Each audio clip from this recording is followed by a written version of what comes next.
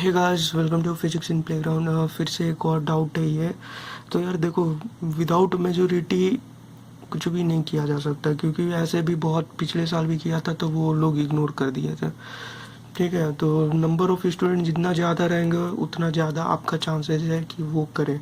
बाकी उन लोग अपना ही सुनते हैं एनटीए वाले। क्वेश्चन है, identify the wrong statement with regarding to restriction enzyme useful in genetic engineering. सही है। Sticky ends can be joined by using DNA ligase, इस पे बात करना है। Each restriction enzyme function by inspecting the length of a DNA sequence, ये NCERT में दिया हुआ है, मैं दिखाता हूँ आपको। ये भी एनसीईआरटी में। They cut the strand of the DNA at a palindromic sequence. पढ़ तो पा रहे हो ना? They cut the strand of DNA at palindromic sites.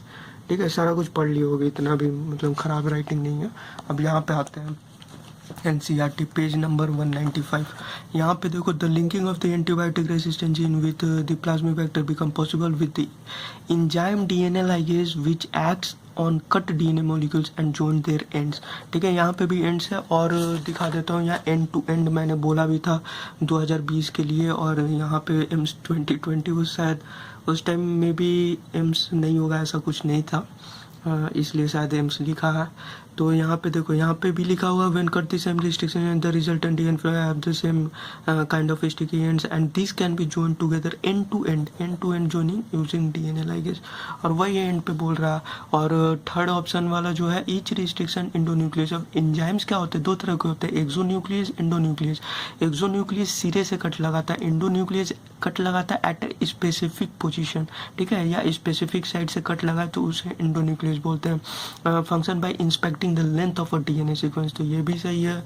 Restriction enzyme cut the strand of a DNA a little away from the centre of the palindromic site but between the same two bases on the opposite stand.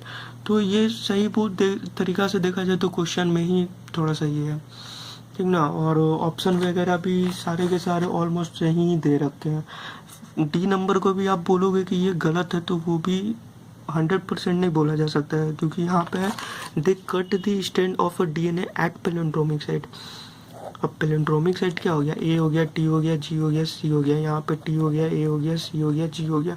ठीक है, अब ये हो गया एक fragment, ये हो गया एक फ्रेगमेंट, ऐसे ऐसे, यही हो गया फ्रेगमेंट। अब यहाँ पे एक्सोन्यूक्लियस एंडोन्यूक्लियस काम करेगा। तो एंडोन्यूक्लियस जो काम करेगा, बोल रहा है कि स्पेसिफिक साइट में काटता है but at the centre, little away at the centre from the centre, शायद हाँ, little away from the centre of the. तो मान लो ये सेंटर है, इससे थोड़ा सा डिस्टेंस पे आके काटेगा। ठीक है, बट काटेगा पैलिंड्रोमिक, ये पूरा का पूरा पैलिंड्रोमिक ही होता है, एक दूसरे से अपोजिट में पढ़ा जा सके। Malayalam example palindromic. तो एमसीक्यू में होता है, एमसीक्यू में बोला जाता है कि जो सबसे कम सही लग रहा उसको ये कर दियो करेक्ट ऑप्शन। ऐसा ऐसे रूल है, ये मैं अपने मन से नहीं बोल रहा हूँ, रूल है। जो अगर सब ऑप्शन सही है तो उसमें जो सबसे कम सही लग रहा that option is the correct option. ठीक है, ये रूल है।